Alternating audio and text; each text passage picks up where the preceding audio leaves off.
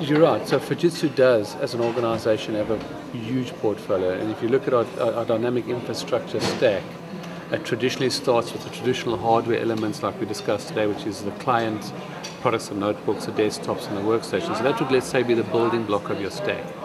Then you move into your x86 servers and your traditional storage, and then from there you start scaling your stack up. You start bringing in solutions like high performance computing, FlexRAM for SAP, SAP HANA. You start building those solutions, and you start moving into as a service. So at every stage of the organization, you've got an evolution that you need to focus on. So you might find that, as an example, the market is not ready necessarily for as a service. So you would traditionally then focus on traditional consolidation, virtualization type solutions, build the necessary skill sets that go with it to be able to supply these services, and then move it up into the necessary spaces. So it's an evolution with the customer, with the market, and generally what the market drivers are. So what we do as an organization is we sit down and we map the territories, the markets that we want to focus on to determine which solutions are best suited. So as an example, high performance computing in India is a huge growing market, and India is a huge adapter of high performance computing. So therefore we'll bring the necessary post-sale skills, pre-sale skills and sales resources on board to drive these type of solutions.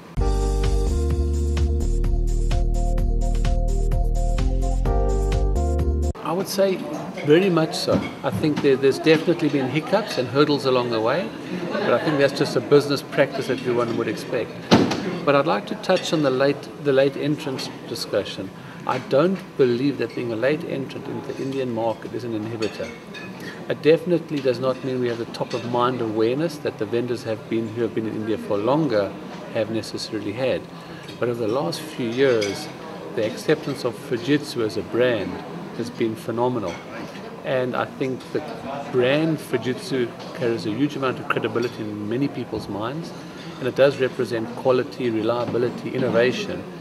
So when we are sitting talking to C execs, the general discussion is that this is a fundamental that they expect us to represent when we sit in front of them. And they are prepared to give Fujitsu a chance, and that's where our growth has come from.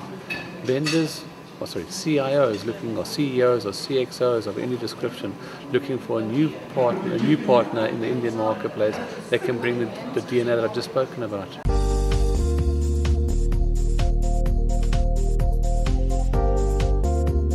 No, Fujitsu has a very much a predetermined channel strategy. So when we're doing partner development, we do it under the Select program, where a partner can either become a partner with a distribution where they get regular product updates and necessary information flows.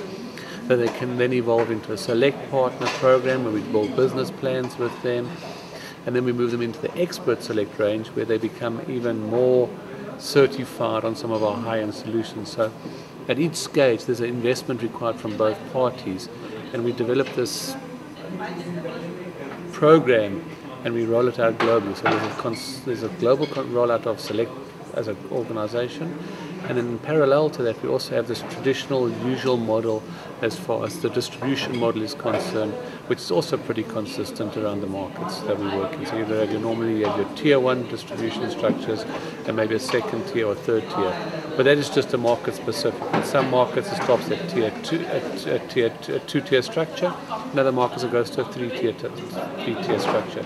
But as a general rule, the philosophies are pretty much consistent with. I think one of the challenges that we have as vendors in India is obviously the geographical spread. I think that is one of the biggest challenges that we have. The logistical infrastructure in India has got room for improvement, and I think that also in itself brings challenges to how you distribute your products, that you need to have products close to the customer. Because generally speaking, the customer's expectations for IT in tier 2 or tier 3 cities are the same as in tier 1 cities. They still expect product available immediately, good backup support or post-sale support. If you've got those prerequisites in place, there's not much differentiation between Europe. The fundamentals are the same. The complexity that comes into it is how you do it in India.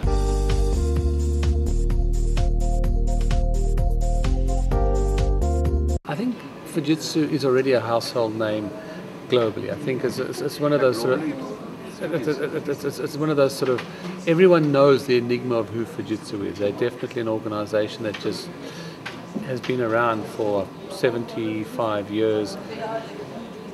In fact, 77 years. We just celebrated our 77th year as an organization. And that's a phenomenal success story, to have an organization that's been around for that long. So, do we want to be a household name in India? The answer is probably no. But we are globally known as a brand, and we'll leverage that. Because if you start becoming a household name, you need to considerably change your approach to market, and your go-to-market will change with how you do your above-the-line advertising, and what type of products you want to focus on. And this comes back to the first question you asked, which was, what does Fujitsu want to do? And we want to do the entire dynamic infrastructure stack, everything from as a service all the way down to clients. And in that space, we want to be known as a trusted advisor by our customers. So we want our customers to call us to help determine their roadmap.